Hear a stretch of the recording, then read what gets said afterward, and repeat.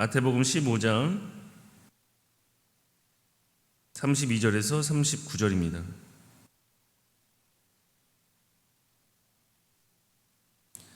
신약성경 26페이지 찾으신 줄 알고 제가 하나님 말씀 보겠습니다. 예수께서 제자들을 불러 이르시되 내가 무리를 불쌍히 여기노라.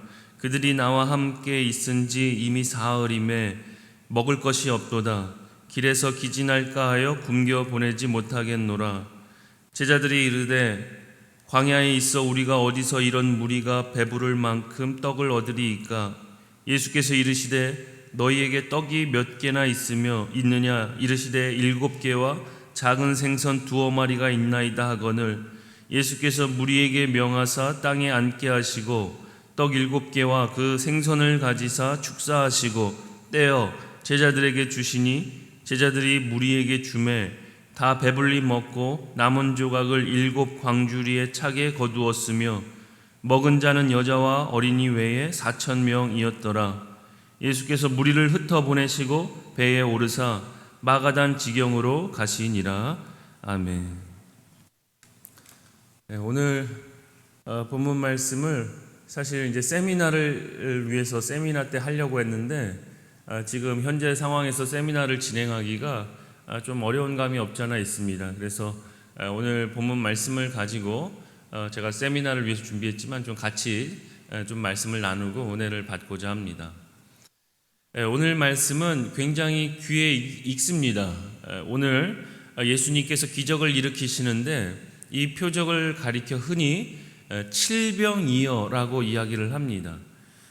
사실 한 장 전에 마태복음 14장에서 예수님께서 오병이어의 기적을 행하셨습니다. 우리가 잘 아시는 오병이어의 기적을 한 장 전에 행하시고 나서 또 15장에 와서 칠병이어를 행하십니다. 그런데 이 두 이적을 보면 오병이어와 칠병이어의 표적을 비교해 보면 굉장히 유사한 점이 굉장히 많습니다. 일단 이 오병이어와 칠병이어를 비교해 볼 때 일단 재료가 같습니다. 빵과 생선을 가지고 많은 무리를 먹이셨습니다. 기적을 일으키신 과정도 비슷합니다. 제자들이 1인분 도시락을 준비해 왔고 그것을 예수님께서 축사하시고 떼어 제자들에게 주신 후에 무리들을 먹이도록 하셨습니다. 무리가 다 먹은 다음에 이제 남은 음식을 거두어 드린 것도 비슷하고 그 다음에 예수님께서 무리를 흩으시고 배를 타고 바다 건너편으로 가신 것도 비슷합니다. 그 다음에 오병이어의 표적을 일으키신 다음에 요한복음 6장에 보면 굉장히 긴 논쟁을 또 하시는데 생명의 떡에 관한 논쟁을 하십니다. 그리고 칠병이어의 기적을 기록한 이 마태복음 15장 그 다음 바로 마태복음 16장 1절부터 또 논쟁이 기록이 되어 있습니다. 이런 너무나 유사한 오병이어와 칠병이어 사이에 굉장히 이런 유사한 점을 볼 때에 예수님께서 기적을 한 번 일으키셨는데 그것을 다르게 기억하고 있는 사람들이 아마 이렇게 두 가지 표적으로 이렇게 오해해서 성경에 기록을 남긴 거야, 이렇게 주장하는 학자들도 있었습니다. 그러니까 너무 비슷한 점이 많으니까 오병이어와 칠병이어가 같은 표적이다, 그냥 이렇게 두 개로 나눠서 기록한 거다, 이렇게 생각하는 사람들이 덜어 있었다는 것입니다. 그런데 분명한 것은 성경 자체가 이 두 가지의 표적을 다른 표적으로 기록을 하고 있다는 것입니다. 예수님께서도 이 두 사건을, 두 개의 표적을 별다른 사건으로 말씀을 하십니다. 마태복음 16장에 보면 너희가 아직도 깨닫지 못하느냐, 떡 5개로 5,000명을 먹이고 주운 것이 몇 바구니며 떡 7개로 4,000명을 먹이고 주운 것이 몇 광주리이던 것을 기억하지 못하느냐 하십니다. 그러니까 예수님께서 분명히 이 두 가지의 표적을 다른 사건으로, 별개의 사건으로 말씀을 하십니다. 그리고 나서 이 오병이어와 칠병이어 사건을 좀 더 깊숙이 보면 너무나 다른 점이 많다는 것을 보게 됩니다. 일단 차이점을 생각해 보면 오병이어와 칠병이어는 다릅니다. 우리가 편의상 우리가 부르기 쉽게 칠병이어라고 하지만 칠병이어 이제 두 마리의 고기인데 성경에 보면 물고기 두 마리라고 기록되어 있지 않고 두어 마리라고 우리나라에도 그렇게 번역되어 있습니다. 그러니까 7개의 떡 조각과 두세 마리 정도의 물고기를 가지고 기적을 일으키셨고 이제 5,000명과 4,000명 각각 여자와 어린아이의 수는 뺀 겁니다. 무리의 숫자가 다르고 예수님과 오병이어는 예수님과 더불어 하루를 보내고 날이 저물 때 일으키신 기적이고 칠병이어는 예수님께서 3일을 무리들과 함께 시간을 보내시고 나서 일으키신 기적입니다. 오병이어 때는 인근 마을도 있었고 또 칠병이어 때는 배경이 광야입니다. 장소도 다릅니다. 제일 인상적인 장면이 이제 이것은 놓치는 부분들이 많을 텐데 자세히 보시면 다 먹고 오병이어 때는 12바구니에 남은 음식을 모았습니다.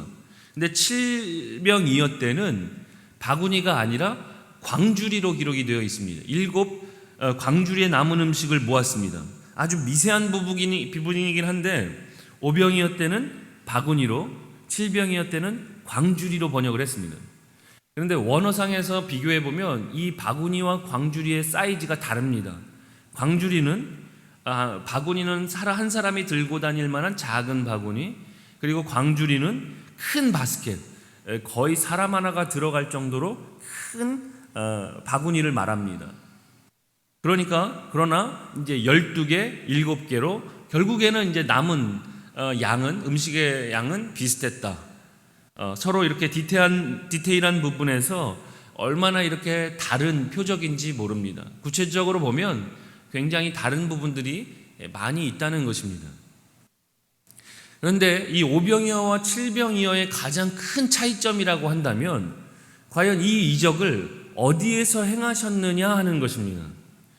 제가 예전에 한번 보여드렸던 지도인데 데카폴리스, 데카라는 말과 폴리스라는 말이 합쳐진 말입니다. 그리고 이 데카폴리스라는 것은 데카볼리 10개의 도시 연맹체를 말합니다.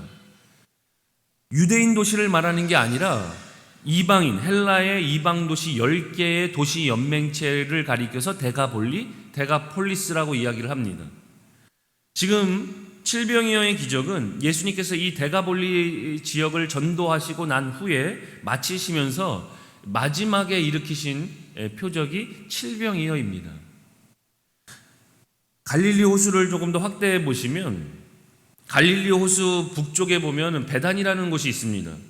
그곳에서 오병이어의 표적을 행하셨는데 그 베단이라는 곳의 거주자는 누구냐면 대부분 유대인들입니다. 그러니까 똑같은 표적을, 거의 비슷한 내용의 표적을 행하셨지만 동일한 내용을 하나는 누구를 향해서? 유대인을 향해서 행하신 표적이고 또 하나는 이방인들을 위해서 행하신 표적이다라고 기억을 하시면 되겠습니다. 그러니까 대상이 다른 겁니다. 그리고 그 의미도 차별화가 됩니다. 이 부분을 두고 초대교회의 유명한 교부 힐러리 한이 이렇게 주회를 했습니다. 오병이어의 표적에 대해서 주님께서 첫 번째로 먹이신 군중은 믿는 유대인들이었다. 그런데 칠병이어, 오늘 본문인데 이는 4,000명의 이방인 군중과 대조를 이룬다. 4,000이라는 수는 세계의 동서남북으로부터 나온 셀 수 없는 많은 민족을 상징한다 라고 이야기를 합니다. 저와 여러분들도 유대인의 입장에서 보면 다 이방인입니다. 그러니까 저와 여러분을 대표하는 그 그룹들, 이방인들을 향해서 예수님께서 오병이어 유대인들에게 행하셨던 기적을 이방인들은 배제하시는 것이 아니라 예수님께서 똑같이 이방인들을 향하여서도 똑같이 이 놀라운 표적을 행하셨다는 것입니다. 그러니까 오늘 우리에게도 굉장히 큰 의미가 있는 본문이 됩니다. 이러한 내용을 전제로 할 때 이 두 표적 사이에 정말 중요한 공통점 2가지를 오늘 말씀을 통해서 좀 나눠보고자 합니다. 첫 번째는 유대인이든 헬라인이든 이방인이든 전체가 다 예수님이 필요하다는 것입니다. 우리는 다 예수님이 필요합니다. 모든 인류는 예수님께서 한 유대인이나 이방인이나 한 부류에게만 이적을 행하신 것이 아니라 모든 부류에게, 모든 인간에게 이적을 베푸셨을 때에는 우리 모두에게 예수님이 필요하다라는 것을 보여주시는 겁니다. 결국 이 사실을 오늘 두 가지 표적을 통해서 성경이 우리에게 교훈하고 있습니다. 우리에게는 다 예수님이 필요하다. 아까 잠깐 말씀드렸던 오병이어의 표적 이후에 한 논쟁이 기록되어 있습니다. 그 논쟁이 무엇이냐면 예수님께서 오병이어의 표적을 행하셨습니다. 그리고 난 후에 요한복음 6장에 보면 그 무리들이 누구냐면 예수님을 억지로 잡아다가 임금 삼으려고 하는 예수님의 열정 팬들입니다. 예수님께서 기적을 일으키시는 것을 보고 임금 삼겠다고 하는 사람들입니다. 그런데 예수님께서 그 무리들을 피하십니다. 왜 피하셨을까? 막 나아오는 자들을 피하십니다. 왜 피하셨냐면 이 메시아에 대한 인상을 이들은 그냥 육적인 메시아로, 이 사람을 왕으로 세우면, 우리의 왕으로 세우면 우리의 경제 문제, 먹을 문제, 떡 문제 해결되겠다. 그러니까 지극히 하나님 나라를 육적으로 이해하고 메시아를 육적인 우리 경제 대통령으로, 정치적인 메시아로 이해를 했다는 것입니다.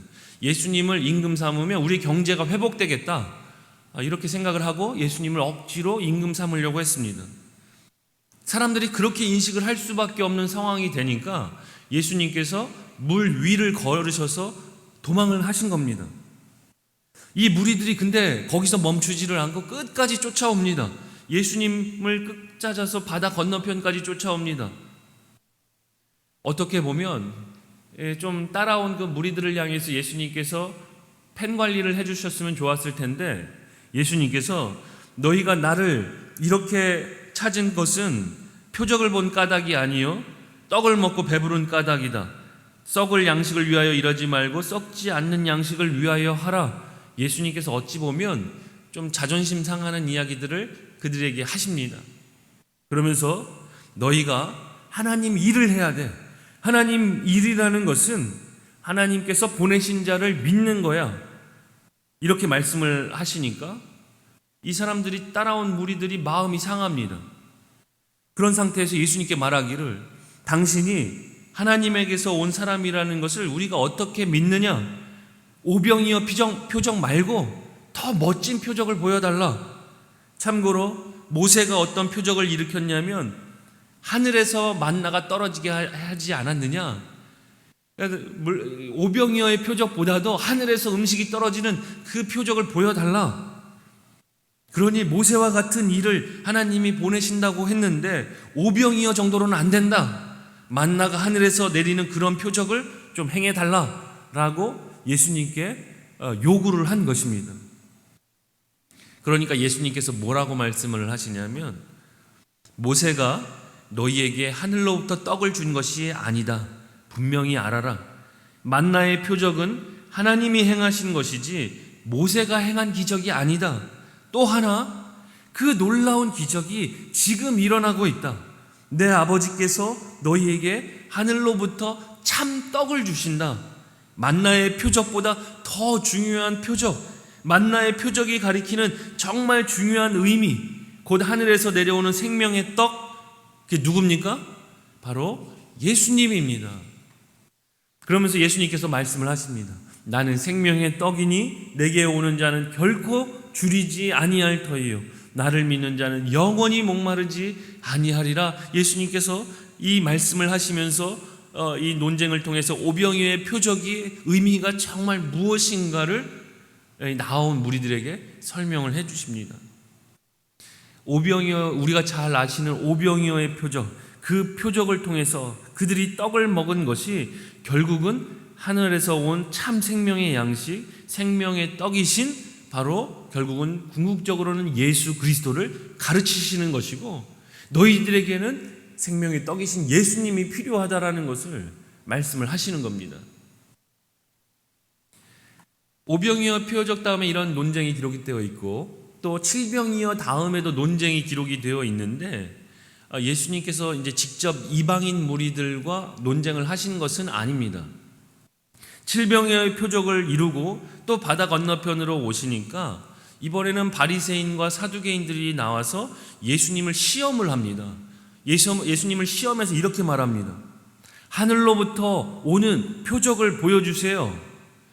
이 내용은 사실은 오병이어 표적 때 요구했던 그 내용과 비슷한 내용을 요구하고 있습니다. 하늘로부터 오는 표적을 지금 칠병이어를 맛봤는데도 불구하고 하늘로부터 오는 표적을 요구를 하고 있습니다. 그런데 이번에는 예수님께서 다르게 대처를 하십니다.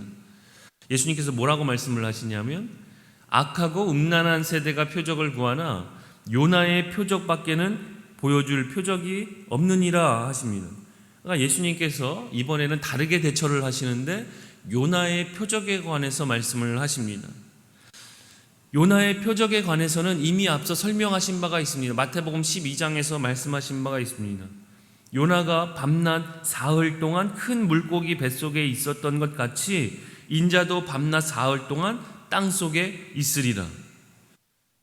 이것이 요나의 표적이 보통 중요한 것이 아닌 것이 바로 예수님의 십자가와 부활을 예표하는 굉장히 중요한 표적입니다. 역시 예수 그리스도가 누구신가? 예수님께서 죽으셨다가 부활하실 것을 요나의 표적을 들어서 예수님께서 지금 말씀을 하고 계십니다. 그런데 이 요나가 누구에게 보냄을 받았습니까? 니느웨 사람들, 그러니까 이방 나라 사람들에게 보냄을 받은 선지자입니다. 그래서 예수님께서 니느웨 사람들은 이 요나의 표적을 보고 회개하지 않았느냐? 너희는 이 요나보다도 훨씬 더 큰 분이 있는데, 큰 분이 너희들 앞에 서 있는데 왜 회개하지 않느냐? 심판때에 너희들 회개하지 않는다면 심판때에 니느웨 사람들이 너희들을 정죄할 것이다. 예수님께서 마태복음 12장에서 그렇게 교훈하신 바가 있습니다. 그러고 보면 예수님께서 각 표적 후에 논쟁이 있었는데 정말 적절하게 대응을 하신 겁니다. 유대인을 향해서는 모세의 표적으로 말씀을 하시고 만나의 이야기로 풀어주시면서 시선을 하늘에서 내려온 생명의 떡 예수 그리스도의 이야기로 옮겨주시고 또한 이방인을 상대로 일으켰던 표적과 관해서는 칠병이어에 관해서는 이방인들에게 보냄을 받았던 요나를 통해서, 그러나 결국에는 다 포인트는 같습니다. 당신들에게 누가 필요하냐? 예수 그리스도가 필요하다.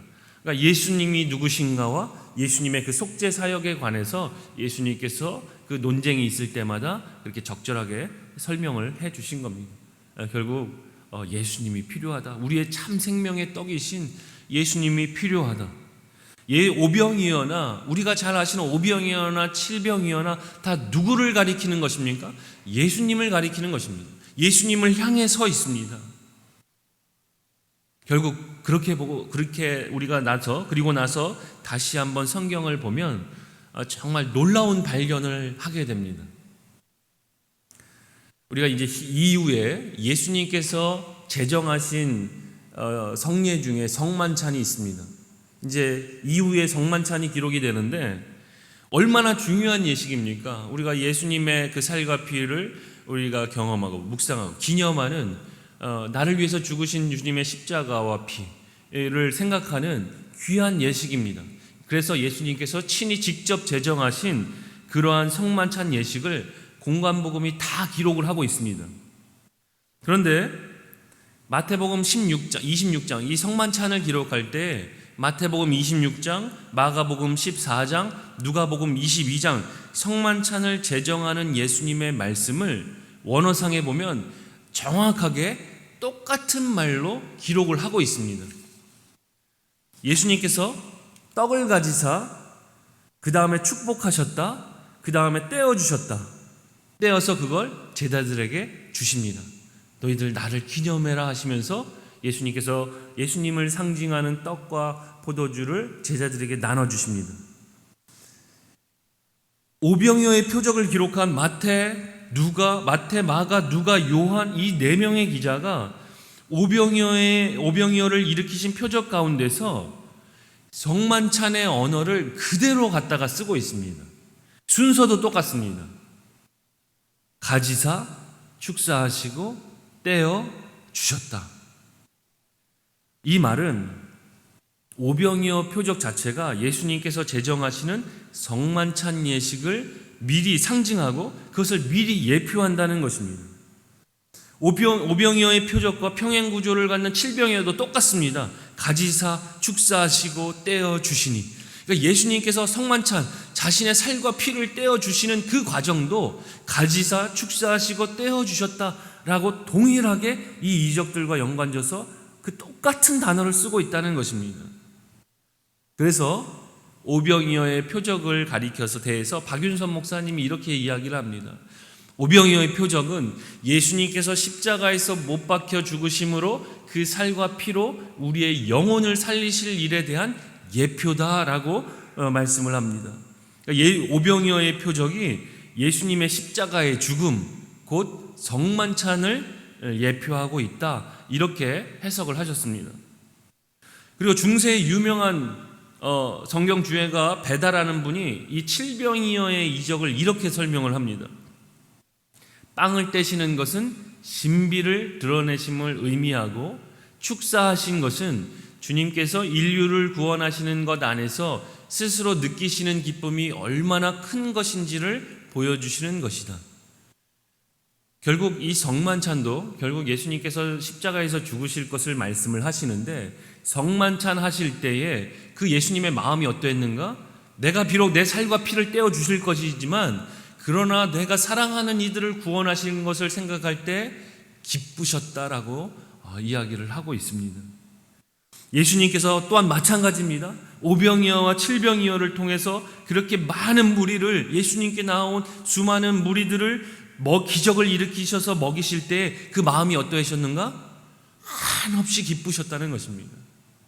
그 무리들을 먹이실 때 마음이 너무 기쁘셨다는 것입니다. 무엇을 보면서? 예수님께서 조금 있으면 살과 피를 찢기실 겁니다. 그런데 그 한 사람의 예수님의 죽음이 그냥 한 사람 아닙니다. 하나님이신 우리 주님 아니십니까? 한 사람의 죽음으로 수많은 사람들이, 또 오고 가는 세대, 저와 여러분들을 포함한 모든 세대가 예수 그리스도의 살과 피를 먹고 구원받을 것을, 그 내용을 생각하시면서 그것을 예표하는 그 기적을 베푸시면서 예수님 마음에 한없이 기쁘셨다는 것입니다. 예수님께서 오병이어의 기적을 베푸시면서, 칠병이어의 기적을 베푸시면서 이 기적이 곧 내가 너희들을 위해서 죽고 너희들을 구원할 것을 생각할 때에 예수님 마음에 기쁘셨다라는 것입니다. 주님께서 오늘 저와 여러분들을 위해서 십자가 지시는 것, 십자가 지실 때 그 무거운 십자가, 그 십자가에 고통당하시는 것을 생각할 때, 십자가를 지실 때, 그 십자가를 통해 여러분들을 구원하시는, 우리를 구원하시는 것을 생각하실 때 예수님 마음에 기쁘셨다, 기뻐하셨다. 그래서 오늘 저와 여러분에게 우리의 생명 되시는 주님이 필요한 것입니다. 우리의 유일한 생명은 예수님밖에 없습니다. 그런데 그 기쁨을 예수님만 누리시는가? 예수님만 누리시는 것이 아니라 비록 부족하지만 예수님께서 그 기쁨을 공유를 하십니다. 이 베다라는 성경 주예가가 이어서 주예한 것을 보면, 제가 기록하지는 않았지만, 무리를 앉히시고 떡을 떼어 제자들에게 나누어 주신 것은 제자들의 사역을 통해 생명의 양식을 교회에 배분하는 것이 주님의 뜻임을 보여주신다, 이렇게 주예를 했습니다. 오병이어와 칠병이어의 두 번째 공통점, 이 중요한 두 번째 공통점은 예수님께서 제자들을 훈련시키셨다는 것입니다. 아주 의도적으로 그렇게 하셨다고 봅니다. 오병이어의 표적을 기록하는 마가복음, 마태복음, 누가복음에서 다 예수님께서 뭐라고 말씀하시냐면, 다 너희가 먹을 것을 주라, 너희가 먹을 것을 주라 하십니다. 저희가 만약에 오늘 이 성경을 기록했다면 오병이어와 칠병이어의 이 놀라운 표적을 행하시는데 주인공이 누구시겠습니까? 예수님입니다. 그러면 예수님께서 너희는 가만히 있어. 내가 어떻게 하는지 너희들은 구경만 해. 제자들 앞에서 이렇게 해서 예수님께서 내가 하겠다 이렇게 하셨다라고 기록할 것 같은데, 재밌는 것이 다 공통적으로 공관복음에서 너희가 먹을 것을 주라 하셨다는 겁니다. 너희가 먹을 것을 주라. 마태복음 14장에 보면 예수님께서 갈 것 없다, 다른 마을에 가서 음식 살 필요 없다, 너희가 먹을 것을 주어라. 누가복음에서도 예수께서 이르시되 너희가 먹을 것을 주라. 오늘 칠병이어의 표적을 기록한 마가에도 이렇게 기록을 합니다. 마가복음 8장 6절에 떼어 제자들에게 나누어 주게 하시니 제자들이 무리에게 나누어 주더라. 무리들에게 이 기적의 떡과 생선을 나눠준 주체가 누굽니까? 예수님이 아니라 제자들이라는 겁니다. 예수님께서 제자들에게 그렇게 시키신 겁니다. 그러니까 오병이어와 칠병이어의 기적을 행한 주체는 예수님이 아니라 제자들인 겁니다. 이 부분을 가지고 어거스틴이 이렇게 주의를 했습니다. 제가 읽겠습니다. 저 기적의 떡덩이들은 제자들이 굶주린 사람들에게 나눠주기 전에는 5개와 7개였다. 그러나 제자들이 나눠주기 시작하자 수천 명이 먹고 배가 불렀지만 남은 부스러기를 여러 바구니에 가득 채울 수 있었다. 떡덩이들이 다른 사람들에게 떼어주는 과정에서 이렇게 더 불어난 것과 같이 주님께서 이 일로 인해서 나에게 이미 주신 그 생각들은 내가 다른 사람들에게 나눠주기 시작하자마자 하나님의 은혜로 더 부를 것이다. 그러므로 이렇게 나눠주는 일을 할 때 손해를 보거나 가난해지는 것이 아니라 더욱 놀랍고 불어나고 풍성해질 것이다 라고 이야기를 합니다. 적어도 어거스틴이 오늘 이 이적이 2단계에 걸쳐서 일어났다라고 해석을 합니다. 첫 번째, 예수님이 도시락, 작은 보잘것없는 그 도시락 가져와, 나에게 가져와. 그러니까 예수님께서 가져왔을 때 그 도시락을 향해서 축사하시고 그 앞에다가 12명의 제자들을 세워놓으시고 그 12제자들에게 나눠주신 겁니다. 1인분을 가지고 왔는데 예수님께서 제자들에게 나눠주실 때 12인분이 되었습니다. 제자들이 그걸 보고 있습니다. 그 도시락을 가져온 것도 제자들입니다. 1인분을 가져왔는데 12인분이 되었습니다. 제자들이 얼마나 놀랐겠습니까? 와, 우리 예수님 너무 멋있어. 어떻게 1인분을 가지고 왔는데 12인분을 만들 수 있지? 제자들 마음에 너무 마음이 즐거웠을 겁니다. 그 현장을 목격하고 있으니까. 그런데 예수님께서 제자들에게 왜 나눠주셨습니까? 나눠주기 전에 이미 무리들이 50명, 100명 이렇게 무리지어 나눠서 앉아 있습니다. 다 배고픈 사람들입니다. 그 제자들을 향해서 그 사람들을 향해서 먹을 것 가지고 가라. 예수님 제자들에게 말씀을 하셨습니다. 예수님 앞에서 2만 명, 12,000명에 먹을 정도의 도시락으로 부른 게 아닙니다. 예수님께서 제자들에게 각 1인분씩 나눠주신 것이고, 그 놀라운 기적은 제자들이 1인분을 가지고 갔을 때 이루어졌다는 겁니다. 1인분을 갖고, 제자들이 1인분 갖고 그 현장에 가서 그 도시락들을, 1인분의 도시락을 그 무리들에게 나눠줄 때, 50명, 100명 앉아있는 무리들에게 나눠줄 때 두 번째 기적이 재현이 된 것입니다. 첫 번째 일어난 기적보다 더 놀라운 기적이 제자들 손에서 일어난 것입니다. 재현이 된 겁니다. 더 큰 이적이. 만약 제가 예수님 제자라면, 그 현장에 있던 제자라면, 제가 곰곰이 이 말씀을 생각해 보면서 묵상할 때 제가 예수님의 제자라면 굉장히 불안했을 것 같습니다. 아니, 예수님은 예수님이시니까 1인분 도시락 가지고 12인분을 만들었지. 역시 제자들 손에 들리는 것도 예수님 손에 들렸던 것과 마찬가지로 1인분 도시락입니다. 이걸 가지고 가면 1인분인데 이거 가지고 가서 과연 누구 코에 누구 입에 붙이라고 이걸 가지고 왔나? 사람들이 조롱할 수도 있습니다. 제자들 머릿속에 별의별 생각이 들었을 수도 있겠습니다. 과연 예수님 앞에서 일어났던 이 놀라운 기적이 다시 재현될 수 있을까?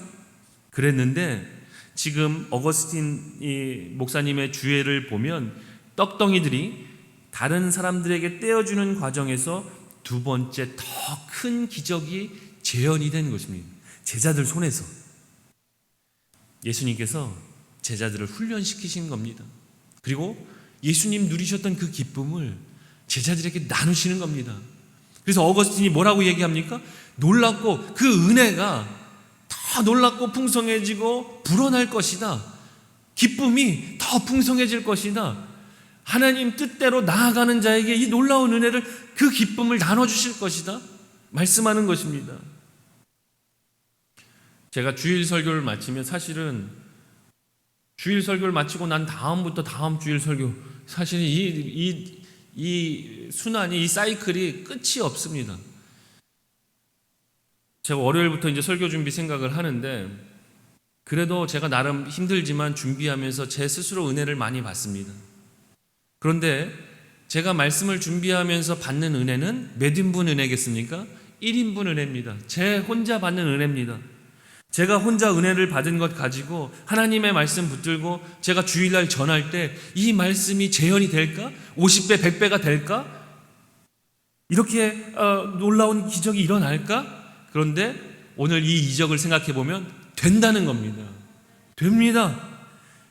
하나님께서 하시는 것이기 때문에, 제가 하는 게 아니고 하나님이 이 놀라운 일을 행하시는 것이기 때문에, 비단 이것이 우리 이 공동체 안에서만 일어나는 것이 아니라 오늘 이 오병이어의 기적, 칠병이어의 기적을 하나님께서 지금 이 한국교회에 또 지금 이 순간에도 행하시는 놀라운 기적인 것입니다. 제자들이 나중에도 예수님 승천하신 다음에도 이 순간, 이 표적을 계속 되뇌었을 거라 생각합니다. 예수님께서 제자들에게 맡기신 복음 역시 1인분 복음입니다. 제자들이 이것을 가지고 세계로 흩어졌습니다. 마음이 두려웠을지도 모르겠습니다. 수많은 박해와 핍박이 있습니다. 그러나 그 경험을 갖고 나아가는 겁니다. 오병이어 때도 그랬지, 그 짧은 거리를 걸어갈 때에 이거 어떻게 내 것으로 나누나? 내 거 아니지. 이거 내 거 아니지. 예수님께서 현장에서 함께 하시겠지. 이렇게 생각하면서 담대하게 복음 들고 세계로 흩어졌을 것이라 생각하고, 그 복음을 제자들이 들고 나아갔을 때 오늘 지금에 이르기까지 복음이 전 세계로 확장이 될 수 있었던 것입니다. 이 어거스틴의 해석 그대로 더 놀랍고 불어나고 풍성해진 것입니다. 외적으로든 내적으로든. 두 가지로 적용을 좀 하고 마치겠습니다. 이태영 씨라고 국민일보 기자인데, 이 기자가 책을 출간한 책 중에 배부르리라, 그리고 소제목에 작은 교회의 희망의 씨앗이라는 책이 있습니다. 오늘 본문을 가지고 이제 막 찾아보다가 이제 이 책을 찾았는데, 마태복음 15장 10절 오병이어의 표적을 일으킨 다음에 성경이 뭐라고 기록하냐면 다 배부르리라, 다 배불리 먹었다라고 기록을 합니다. 원어에도 보면 올이라는 단어가 기록되어 있습니다. 한 사람도 빠지지 않고 한 사람의 부족함도 없고 모두가 다 배불리 먹었다라고 기록을 합니다. 이 책에서 이 오병이어의 표적을 언급하면서 한국교회에 희망이 있다, 한국교회에 소망이 있다라고 이야기를 합니다. 이 책이 한 챕터씩 이야기들을 소개하는데, 주로 농촌 목회하는 작은 목회자의 이야기, 또 도시 목회하는 목사님 중에서는 가장 소외되고 가난한 자들을 상대로 목회하는 교회 이야기, 한 10개의 교회를 한국교회의 미래의 모습으로 소개를 합니다. 이 책에서 이제 10개의 교회 정도를 소개를 합니다. 어느 신학생이라도 신학교 졸업한 다음에 농촌 목회는 주저를 합니다. 농촌 목회의 어느 도서 지역에 가면 섬 전체 주민의 평균 연령이 70대, 그 이상도 됩니다. 그리고 들어오는 인구가 없습니다. 미래가 보이지를 않습니다. 그런데 중요한 거는, 그렇게 미래가 보이지 않지만, 농촌에 가면 농촌 교회에는 미래가 보이지 않지만 중요한 것은 거기에도 사람이 있다는 것입니다. 그러니 오병이어의 표적처럼 모두가 다 배불리 먹어야 되는데 어느 한 명도 예외가 되면 안 되는데 저 시골, 저 섬에도 교회가 세워져야 하는데 그래서 그런 마음을 가진 분들이 그럼에도 그곳에 가서 사역을 지금도 하고 있다는 것입니다. 농촌 목회하시는 교회 목사님들께서 이야기한 것들, 이 책에서 이야기한 것들을 한 3가지로 소개를 해봅니다. 전남에서 목회하시는 목사님께서 어떻게 하다가 여기 전남 참 이 외진데까지 와서 목회하게 되었습니까? 자기가 선교 여행 갔다가 어디서 충격을 받았냐면 6명을 위해서 학교가 존재했어요. 거룩한 낭비였지요. 나에게는 충격이었습니다. 교회를 생각해 보았습니다. 교회야말로 거룩한 낭비를 하는 곳이 아닐까 싶었습니다. 한 영혼을 위해 존재해야 하는 곳이 바로 교회라고 다시 한번 확인했습니다. 합니다. 그 이야기를 합니다. 교육이 얼마나 중요하면 섬에 학생들이, 초등학생들이, 중학생이 6명만 있어도 학교가 세워집니다. 선생님들이 파송이 됩니다. 하물며 교회는 어떻겠습니까? 한 영혼을 위해서라도 그 섬에 교회가 없으면 교회가 세워져야 되는데 그 교회가 몇 명을 위해서? 6명을 위해서, 5명을 위해서. 어찌 보면 거룩한 낭비라고 볼 수가 있다는 겁니다. 세상 사람들의 어떤 경제 논리나 공리주의가 하나님 나라에 있어서는 적용이 될 수 없다. 교회는 그래서 한 영혼을 위해서라도 교회에서 전체를 다 쏟아부을 만큼 그러한 일을 해도 이상하지 않은 것이 교회다. 교회는 한 영혼 한 영혼을 위해서 존재하는 곳이다 라는 이야기를 합니다. 2번째, 대전에 함께하는 교회 목사님 이야기인데 하나님의 부름을 받고 신학교에 왔습니다. 그런데 옆에 있는 사모님이 그 이제 목사님한테, 남편 목사님한테 얼마나 스트레스를 주는지 모릅니다. 아내가 이렇게 이야기를 합니다. 성품이 지저분한 목사는 용서할 수 있어도 설교 못하는 목사는 용서할 수 없지. 그러니까 목사님이 설교가 조금 약했는데 그 옆에서 사모님이 그걸 자꾸 지적을 합니다. 그래서 성품이 지저분해도 설교 못하는 목사는 용서할 수가 없다라고 옆에서 이야기를 한 겁니다. 설교 실력이 좋지 못했던 것 같습니다. 목사님 나름대로 스트레스를 너무 받다가 문득 든 생각이 설교를 잘 하려고 하지 말고 대신 내가 설교한 대로 살아보자라고 결심을 했다는 겁니다. 설교는 내가 잘 못해도 설교한 대로 살아볼 수는 있었다. 하나님 사랑과 이웃 사랑을 삶 속에서 실천하려고 했다. 그것을 기자가 볼 때 참 모범이 되는 교회다라고 생각을 해서 이제 선정을 했다고 합니다. 마지막으로 한 목사님이 동굴이라고 생각하는 그러한 생각으로 이제 완전히 빠져나올 통로가 없고 어둡고 그런 생각으로 농촌에 갔습니다. 가서 동네 어르신들 섬기고 봉사하는 의미로 그냥 이제 농촌에 갔는데 알고 봤더니 이곳이 농촌이 동굴이 아니고 어둡고 답답하고 빠져나올 수 없는 그런 동굴이 아니고 세계 선교의 허브가 된다라는 것을 이 목사님이 깨달았습니다. 왜냐하면 지금 우리나라 영농기술이 선진국 수준입니다. 사실 굉장히 발달되어 있습니다. 그러니까 우리나라보다 더 어려운 나라로 선교를 가는 선교사님들이 먼저 어디에 오냐면 농촌에 와서 우리나라 영농기술을 잘 배워서 농촌에 와서 배우고 선교를 가더라는 겁니다. 그래서 본인이 깨달았습니다. 여기에서 선교사님들이 영농기술을 배워서 전 세계로 나가면 우리나라보다 더 못 사는 나라들은 지금 60년대, 70년대 그 농사를 짓는 그런 사례들이 많으니까 어떻게 보면 이곳에서 선교사님들을 훈련시킬 수 있는 어떤 운영 프로그램을 진행할 수 있겠구나. 그러면서 말하기를 김 목사와 교인들이 깨달은 사실이 있다. 농촌 현장에서는 대수롭지 않게 생각했던 농사가 세계 선교와 연관될 수 있다는 사실이다. 하나님의 원대한 계획 속에서는 농촌 선교와 세계 선교가 구별되지 않았다. 같은 틀 안에서 움직이고 있었다는 겁니다. 하나님은 우리가 참 저기에는 희망이 없어 보이는 농촌이나 세계 선교나 하나님은 그것을 구분하지 않으신다는 겁니다. 다 한 영혼 한 영혼이 귀하시기에 하나님은 지금도 모든 이들이 배부르기에 먹고 하나님의 은혜를, 구원을 경험해야 하기 때문에 지금도 여전히 사람들을 보내시고 하나님의 일을 이루어 가시는 겁니다. 하나님은 오늘도 오병이어의 표적, 칠병이어의 표적을 지금도 행하고 계십니다. 다 배불리 먹게 하기 위해서 남들이 안 가는 그 작은 곳에도 그대로 소명감을 갖고 파송되는 주의 일꾼들을 지금 이 순간에도 주님은 일으키고 계시는구나. 하나님은 지금도 일하고 계십니다. 우리가 이것을 기억하시고 오늘 우리도 하나님의 일을 해야 됩니다. 하나님이 부르신 곳에서 우리가 나만 바라보는, 나의 삶만 바라보는 그러한 시선에서 눈을 들어서 더 하나님께서 사랑하시는 저 영혼을 향해서, 오늘 우리도 지금도 고통받고 어려움을 당하고 있는 이웃들을 향해서 그들을 사랑하고 복음을 전하는 그러한 일에 우리가 귀하게 쓰임받는 우리가 되어야 됩니다. 두 번째는 하나님은 지금도 일을 행하고 계신다는 것과 다 배불리 먹게 하기 위해서 일하고 계신다는 것, 우리가 그러한 시각으로 우리의 삶을 바라봐야 되고, 두 번째는 예수님께서 무리를 불쌍히 여기셨다라는 말씀에서 우리가 좀 생각을 해보겠습니다.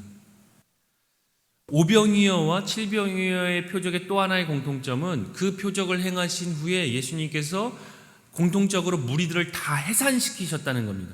다 쫓아내셨습니다. 얼마나 급하게 무리들을 해산시키시냐면 마태복음 14장 22절에 보면 예수께서 즉시 제자들을 재촉하사 자기가 무리를 보내는 동안에 배를 타고 앞서 건너편으로 가게 하시고, 칠병이어 때도 보면 사람은 약 4,000명이었더라. 예수께서 그들을 흩어보내시고 곧 제자들과 함께 배에 오르사 달마누다 지방으로 가시니라. 예수님께서 그 기적들을 행하신 다음에 급하게 바다 건너편으로 가셨습니다. 그래서 두 개의 표적에서 공통점이 결국엔 예수님께서 마지막은 무리들을 해산시키고 얼른 그 자리를 피해서 도망하신 겁니다. 왜 도망하셨습니까? 왜 이 놀라운 표적을 행하시고 예수님께서 그렇게 급하게 도망하셨습니까? 요한복음 6장의 그 논쟁에서 보면 아까 말씀드린 것처럼 우리가 기다리는 메시아구나, 이분이 메시아구나 해서 예수님을 억지로 잡아다가 예수님을 임금 삼으려고 했습니다. 그것을 예수님이 피해서 산으로 도망가시고 탈출 작전을 세우십니다. 12제자들을 먼저 내려보내서 배를 타고 바다 건너편으로 건너가게 하십니다. 제자들에게 우리 건너가서 만나자. 그 제자들이 우르르 내려왔습니다. 제자들하고 예수님을 타는 배는 배 한 척뿐입니다. 그 선착장을 무리들이 지키고 있었을 겁니다. 예수님이 나왔다, 내려왔다, 잡으러 가자 와서 보니까 예수님이 없습니다. 제자들만 배를 타고 가는 것을 분명히 봤습니다. 예수님께서 밤에 무리들을 따돌리시고 해변으로 오십니다.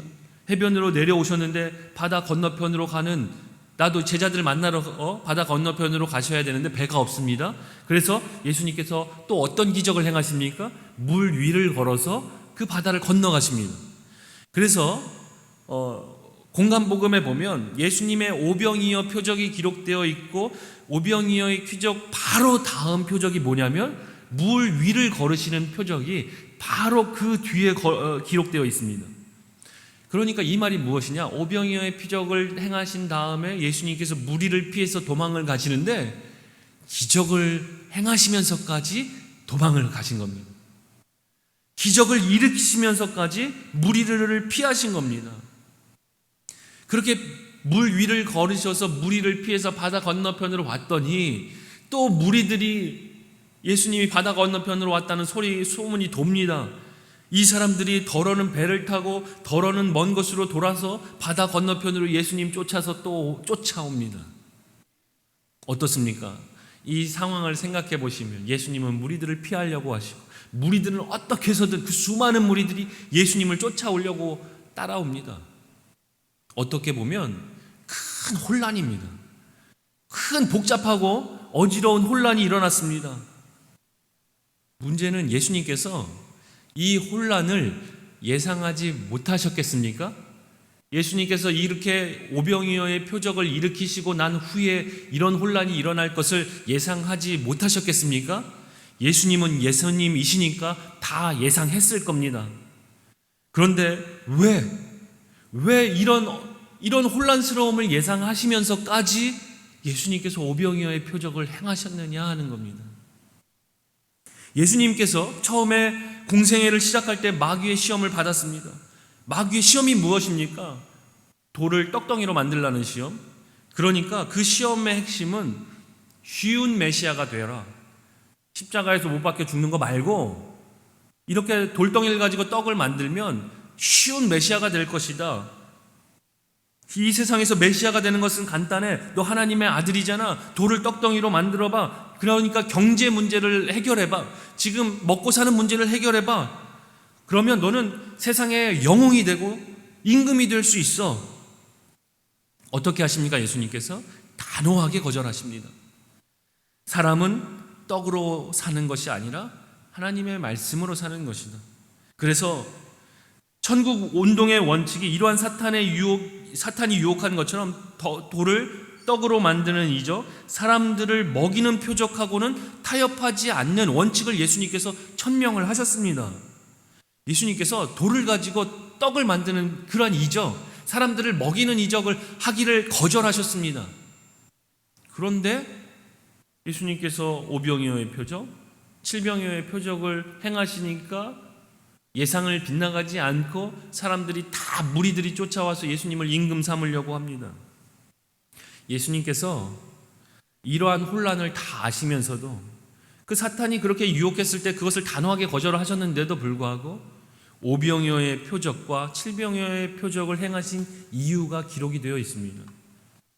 마가복음 8장 2절에서 3절, 내가 무리를 불쌍히 여기노라. 그들이 나와 함께 있은지 이미 사흘이 지났으나 먹을 것이 없도다.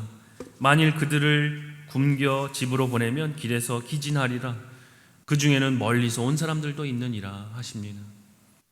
이미 3일 동안 예수님과 더불어 말씀 듣고 치유 사역하고 이렇게 집 떠나온 지 3일이 되었는데 처음에 도시락을 싸왔어도 다 먹고 지금은 쫄쫄 굶은 지 며칠이 지났습니다. 여기서 예수님 축도하고 해산해서 집으로 돌아가면 또 3일 길을 돌아가다가 그렇게 굶어 쓰러질 것을 예수님께서 너무 마음 아파하신 겁니다. 불쌍히 여기신 겁니다.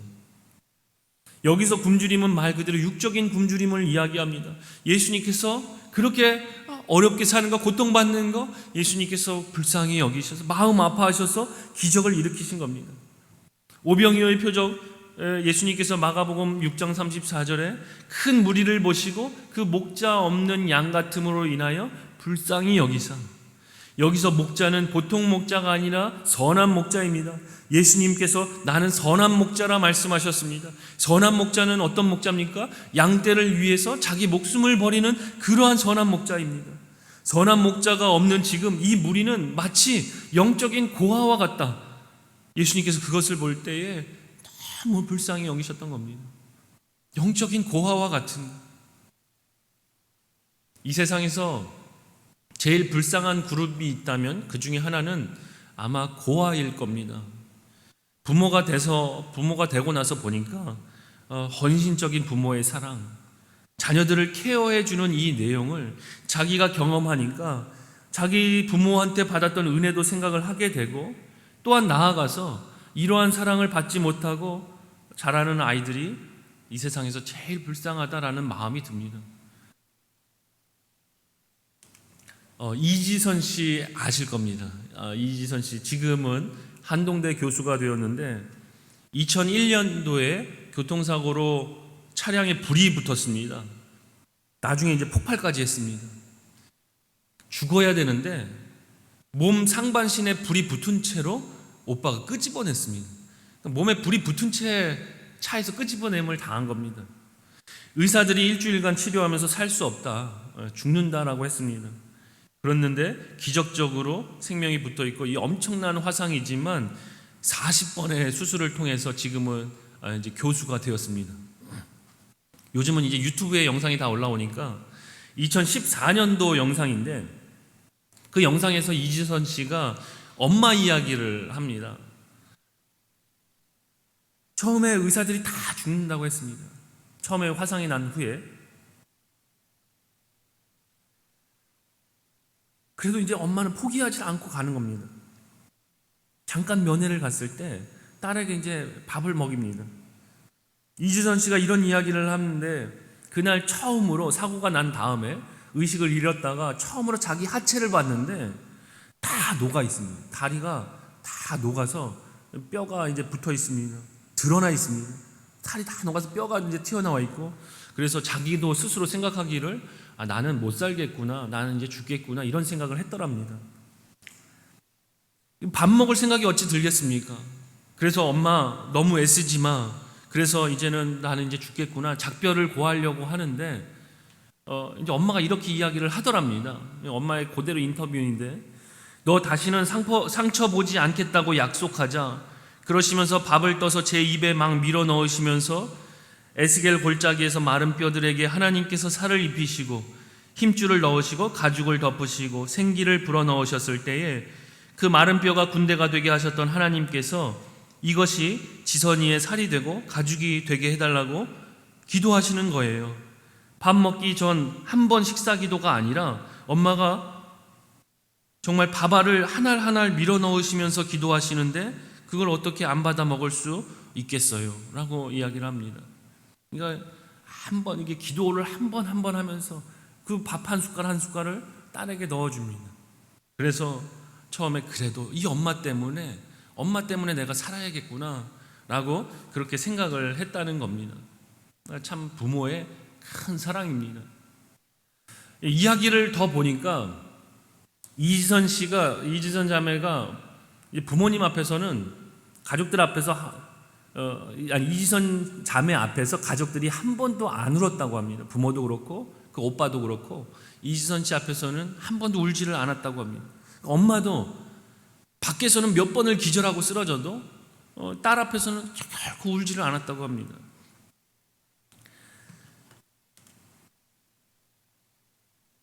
근데 2014년에 이지선 자매가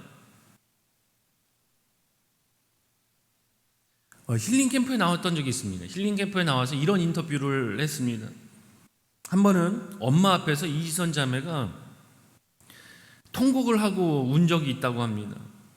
엄마랑 이제 이지선 자매가 편하게 이야기할 시간이 있었는데 이지선 자매가 엄마에게 이제 짓궂게 질문을 했습니다. 엄마, 만약에 기적이 일어나서 엄마가 엄마 인생을 딸하고 바꿀 수 있어? 딸하고 바꿀 수 있어. 딸 인생과 지금 바꿀 수가 있어. 그러면 엄마 나랑 바꿀 거야? 이렇게 물어봤습니다. 그랬더니 엄마가 그냥 두 번도 고민을 안 하는, 당연히 바꾸지. 바꿀 수만 있다면 1000번, 10,000번이라도 우리 딸하고 내가 바꾸지. 그래서 그때 이 이지선 자매가 엄마의 진심이 느껴지면서 그렇게 통곡을 했다고 합니다. 사실 이게 부모의 마음 아니겠습니까? 자녀를 불쌍히 여기는 마음.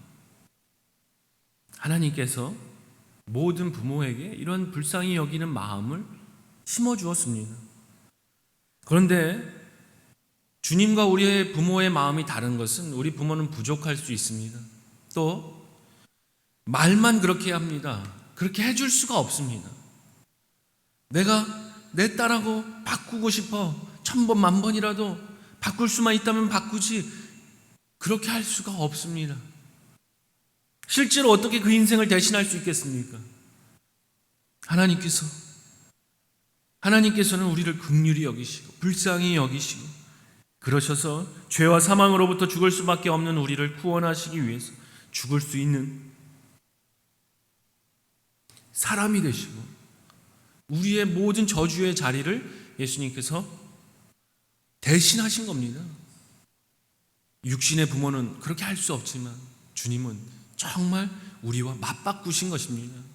우리가 받을 저주, 우리가 받아야 할 심판 예수님께서 다 가져가시고 가장 좋은 것, 하나님의 생명의 떡, 그 하늘의 생명을 오늘 저와 여러분에게 생명으로 주신 것입니다.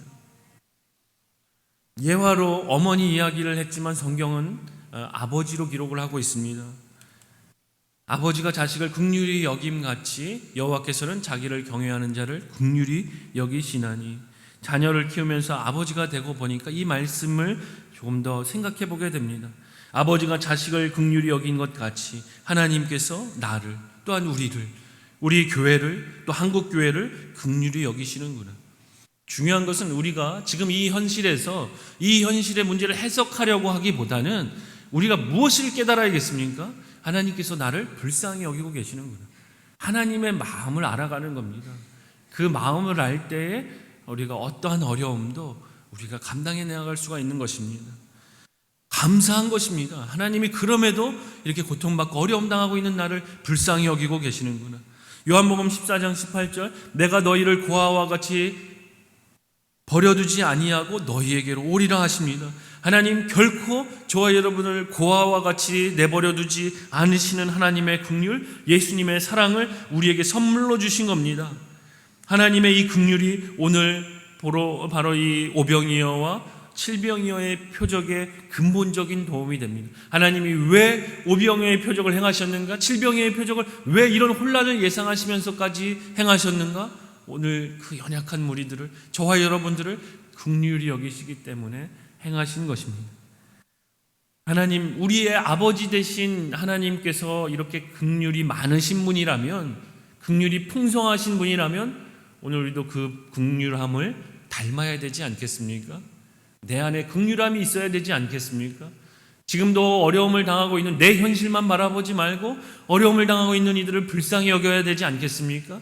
지금 함께하고 있지 못한 이들을 우리가 더 아파하며 그들을 위해서 기도하고 권면하고 사랑하는 우리가 되어야 되지 않겠습니까?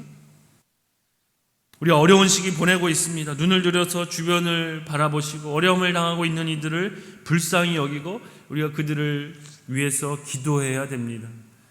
하나님 우리를 불쌍히 여기신 것처럼 우리도 그 긍휼함을 닮아서 서로를 긍휼히 여기며 더 사랑하시며 더 온전한 믿음 가운데 살아가시는 저와 우리 귀한 성도님 다 되시기를 예수님의 이름으로 축원합니다. 기도드리겠습니다. 주님, 고아와 같은 나를 버려두지 않으시고 긍휼을 베푸시는 주님, 우리가 받아야 할 모든 저주와 심판을 가져가시고 생명의 떡을 주신 주님이 나에게 필요함을 고백합니다. 어렵고 힘든 시기에 있는 우리를 버려두지 않으시고 그럼에도 우리를 향하신 주님의 긍휼과 베푸시는 은혜로 위로받게 하시고 지금도 어려움을 당하고 있는 이들을 불쌍히 여기며 기도할 때에 하나님을 더욱 닮아가는 저희 되게 하여 주옵소서. 그리스도의 놀라운 사랑에 힘입어 더욱 사랑하며 살게 하여 주옵소서. 모든 말씀 예수님의 이름으로 기도드립니다. 아멘. 오늘 우리 말씀을 기억하시며 우리 같이 찬양할 때 우리 하나님 아버지의 마음, 우리 하나님께서 오늘 우리를 긍휼히 여기신 것 같이 그 하나님의 마음을 담고 우리 하나님의 성품을 닮아가는 내가 되기를 위해서 우리 기도하시는 마음으로 같이 찬양하도록 하겠습니다. 아버지, 당신의 마음이 있는 곳에 나의 마음이 있기를 원해요. 아버지, 당신의 눈물이 고인 곳에 나의 눈물이 고이길 원해요. 아버지, 당신이 바라보는 영혼에게 나의 두 눈이 향하길 원해요. 아버지, 당신이 울고 있는 어두운 땅에 나의 두 발이 향하길 원해요. 나의 마음이 아버지의 마음 알아. 내 모든 뜻 아버지의 뜻이 뜻이 될 수 있기를 나의 온 몸이 아버지의 마음 알아. 내 모든 삶 당신의 삶 나의 마음이